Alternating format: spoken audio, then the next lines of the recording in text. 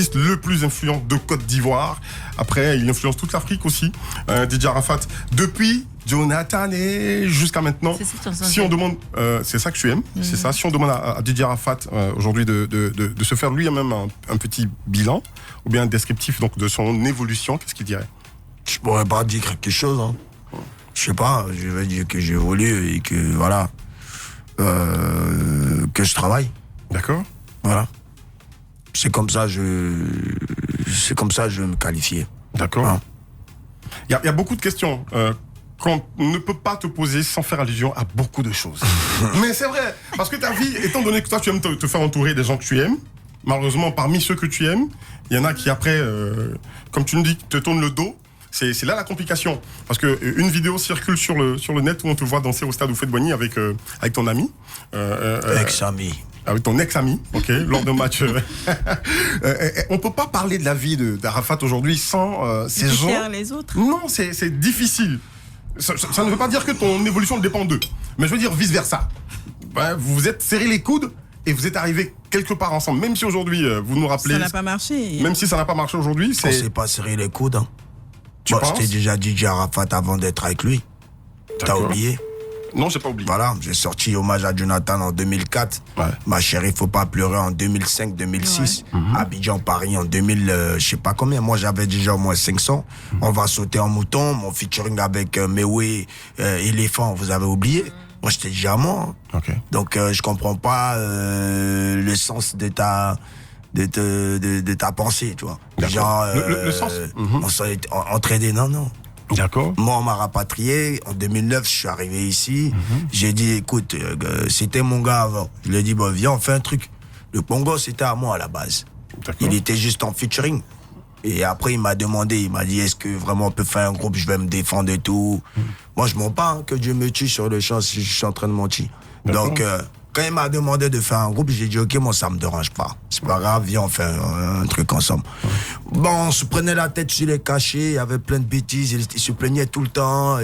Sa jalousie, ça n'a pas cessé, hein. Ça n'a pas cessé parce qu'après le concert avec l'autre maison de... Bongo. Ouais. Hein? Ça date depuis qu'on a chanté avec Bongo, le mec, il me lâche pas.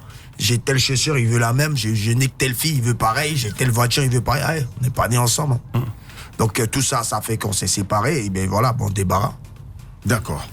Moi, je veux croire à tout ça. Sérieux. Donc tu me prends pour un menteur? Non, pas du tout. Tu veux croire?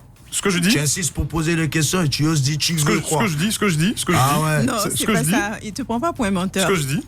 Toi, je suis là pour mentir? Non. Moi, je veux croire. Je veux croire, mais quand je dis je veux croire... C'est ton vœu, là, qui me gêne. D'accord. Moi, je crois à tout ça. Voilà. Seulement, ce qui attire mon attention, c'est cette vidéo de Arafat quand l'autre a eu des problèmes à un moment donné, en train de pleurer. Je ne veux pas que mon frère aille en prison. Oui, parce que justement, on a eu des soucis où il y a eu une histoire d'arme qui n'est pas allée quelque part parce qu'il m'a pointé une putain d'arme sur la tête. Sur la tente, en 2000, autant il sortait son pique-main ou je sais pas quoi. Cette affaire, elle est partie où?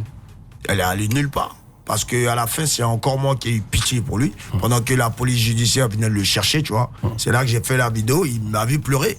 Il a pris ça pour se moquer. Mais moi, j'ai pleuré pour lui éviter la prison, en fait. Parce qu'après, c'est moi qu'on allait voir méchant. Parce que les gens avaient témoigné, il était vraiment grillé, il sait, lui, en plus.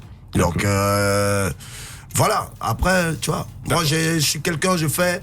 Mais après, quand il s'agit d'avoir pitié, quand il faut avoir pitié, j'ai pitié. C'est ce que je disais. En 2019, il n'y a plus de pitié pour personne, man. Je sais que tu le dis, mais au fond de toi, tu sais, la nature... C'était avant, je te dis. La nature de l'homme, elle ne disparaît pas comme ça. Là, on est en 2019. Ça, c'était avant. Okay. 2017, pourquoi tu n'as plus pitié maintenant, non? Aucune pitié pour ceux qui n'ont pas pitié de moi. Tu veux m'ôter la vie, si j'ai l'occasion de t'allumer, je t'allume, man. D'accord. C'est celui, voilà, c'est comme ça. Aujourd'hui, c'est donnant, tu me fais un truc, je te rends, man. En pire.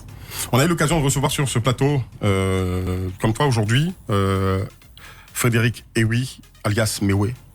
On lui a posé des questions à ton sujet, au sujet du coupé-décalé. Et arrivé sur toi, il a dit qu'il a un grand regret. Il regrette. Il a regretté. Il dit en fait, après la disparition de son père, c'est moi qui devais le récupérer. Mais j'ai failli à ma mission. Et donc, quand j'observe tout ce qui se passe aujourd'hui, où tout le monde fait tir groupé sur lui, j'ai mal parce que je me dis que j'aurais pu l'orienter. Ok. Quand ton papa Mewe, il dit une telle chose, quel commentaire tu peux en faire, toi? Qu'est-ce que ça te fait? Ça fait plaisir de savoir que Le père Mewé, déjà, se reproche de ne pas avoir été là. Mais il a été là sans s'en rendre compte. Voilà, peut-être qu'il ne s'en rend pas compte autant pour moi, mais il a été là. Ouais, sauf que moi, tu vois, c'est la rue qui m'a élevé et j'ai bataillé, tu vois. Donc depuis, j'ai ce sang de guerrier, là, d'enfant guerrier. Et je m'en sors bien comme ça. Donc après, je suis son fils. Tant qu'il pourra me donner des conseils, ben, je suis apte à l'écouter. D'accord. Voilà. Parce qu'il a dit qu'il le ferait pour que toutes ces tensions s'arrêtent dans le lieu. Mais il n'y a aucune tension en fait. Hein. C'est les gens, c'est les autres qui envoient des pics, c'est les autres qui... Moi je fais que me défendre, moi. C'est comme ça, faut voir ça. Voilà, après il y a soit tu es une tapette, ça veut dire t'es un flemmard, il y a plein d'artistes ici qui peuvent même pas ouvrir la bouche. Pourtant on est dans un pays où il y a de la libre expression, non? Tout à fait. Ben voilà. Donc pourquoi ils vont venir me... Voilà, il faut parler quand il faut parler. Tout à fait. Voilà. Tout à fait. Super. DJ Arafat est avec nous jusqu'à 23h. Et ça, on le demande à Yves Roland en studio. Ah oui, moi j'ai marché en studio. Ben oui, on est mieux inspiré à partir de 23h. Ben non, moi j'ai marché en studio. Il va faire les chansons et aussi. les fans, ils sont là pour le taf que je fais. Donc, on avait un léger souci technique sur le téléphone. Maintenant, je pense que ça s'est arrangé. Vous pouvez recommencer à appeler. Alors, j'ai une question pour Arafat. Est-ce qu'il t'est déjà arrivé de coucher un soir? Toi aussi. Quand tu sors avec une fille, la première fois que vous vous voyez, votre premier rendez-vous. trop de fois, même. Genre, tu savais pas ça. C'est pour ça que Après, fallait ça demander dure, à celle qui est avec Moi, le je turban. commençais par lui, puis Celle qui après, a le turban, là. Mais tu vois, elle est... Après, ça dure ou bien ça devient mon coupon. En tout cas, j'ai répondu. Faut répondre jusqu'à la fin. Ouais. Non, il y a des moments, c'est les mouvements, il y a des moments aussi, bon, où, voilà, le moment t'as plu, t'as envie de la revoir, mais ça, c'était avant que je sois marié. Ouais. Ok, good. Vibe Radio.